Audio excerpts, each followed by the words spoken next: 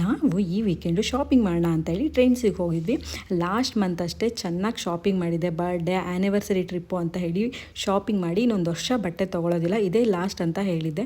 ಇನ್ನು ನಾವು ತೊಗೋಬಾರ್ದು ಅಂತಿದ್ರು, ಈ ಟ್ರೆಂಡ್ಸ್ ಅವರೆಲ್ಲ ಬಿಡಬೇಕಲ್ಲ, ಕಾಲ್ ಮಾಡಿಬಿಟ್ಟು ಆಫರ್ ಇದೆ, 7000 ರೂಪಿ ಬಟ್ಟೆ ತೊಗೊಂಡ್ರೆ ಬರೀ 3500 ಅಷ್ಟೇ ಪೇ ಮಾಡಬೇಕು ಅಂದರು. ಇಷ್ಟು ಹೇಳಿದ್ರೆ ನಮ್ಮ ಹೆಣ್ಮಕ್ಳಿಗೆ ಸಾಕಲ್ವ ಶಾಪಿಂಗ್ ಮಾಡೋಣ ಅಂತೇಳಿ ಅನಿಸ್ಬಿಡುತ್ತೆ. ಸೊ ನನ್ನ ಹಸ್ಬೆಂಡಿಗೆ ಹೆಂಗೋ ಕನ್ವಿನ್ಸ್ ಮಾಡಿ ಕರ್ಕೊಂಡೋದೆ. ಒಂದು ಇವೆಂಟ್ ಇದೆ, ನಂತರ ಬಟ್ಟೆ ಇಲ್ಲ, ಇರೋದೆಲ್ಲ ಹಳೇದಾಗಿದೆ, ಹಂಗೆ ಹಿಂಗೆ ಅಂತೇಳಿ ಹೋಗಿ ಕರ್ಕೊಂಡೋಗಿ ಅಂತೂ ಬಟ್ಟೆ ತೊಗೊಂಡೆ. 7000 ರೂಪಿದು ನಾನೇ ಏನು ತೊಗೊಂಡಿಲ್ಲ, ನನ್ನ ಹಸ್ಬೆಂಡು ತೊಗೊಂಡ್ರು. ಬಟ್ ಅವ್ರು ತೊಗೊಂಡಿದ್ದು ಒಂದು ಪ್ಯಾಂಟು ಒಂದು ಶರ್ಟು ಅಷ್ಟೇ. ಒಂದು ಪ್ಯಾಂಟು ಒಂದು ಶರ್ಟಿಗೆ 3500 ರೂಪಿ ಆಯಿತು. ಇನ್ನು ಉಳಿದಿರೋದ್ರಲ್ಲಿ ನಾನು ತೊಗೊಂಡಿದ್ದೀನಿ. ಬಟ್ ಅವರಿಗೆ 3500 ರೂಪಿಗೆ ಒಂದು ಜೊತೆ ಅಷ್ಟೇ ಬಟ್ಟೆ ಬಂದಿದೆ. ನನಗೆ ನೋಡಿ ಎಷ್ಟೊಂದು ಬಂದಿದೆ. ನಮ್ಮ ಹುಡುಗಿರಿಗೆ ಇದೇ ಲಕ್ಕಲ್ವ, 600-700 ರೂಪಿಗೆಲ್ಲ ಒಂದೊಂದು ಟಾಪ್ಸ್ ಬಂದುಬಿಡುತ್ತೆ. ಬಟ್ ಅವ್ರದ್ದು ಹಂಗಲ್ಲ, ಒಂದು ಪ್ಯಾಂಟು ಒಂದು ಶರ್ಟು ತೊಗೊಂಡ್ರೆ 3000-4000 ಆಗಿಬಿಡುತ್ತೆ. ಇನ್ನೊಂದು ವರ್ಷ ಅಂತೂ ನಾನು ಶಾಪಿಂಗ್ ಮಾಡಲ್ಲಪ್ಪ, ಇದೇ ನನ್ನ ಲಾಸ್ಟ್ ಶಾಪಿಂಗ್ ಅಂತ ಹೇಳಿ ಒಂದು ಸರಿ ಶಾಪಿಂಗ್ ಆಯಿತು ನಂದು.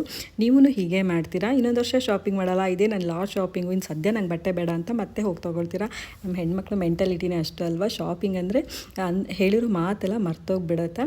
ಸೊ ನಾನಂತೂ ಈ ಥರ ಶಾಪಿಂಗ್ ಮಾಡಿದೆ. ನೀವು ಹಿಂಗೆ ಮಾಡಿದರೆ ನನಗೆ ಕಮೆಂಟ್ ಮಾಡಿ. Thank you all.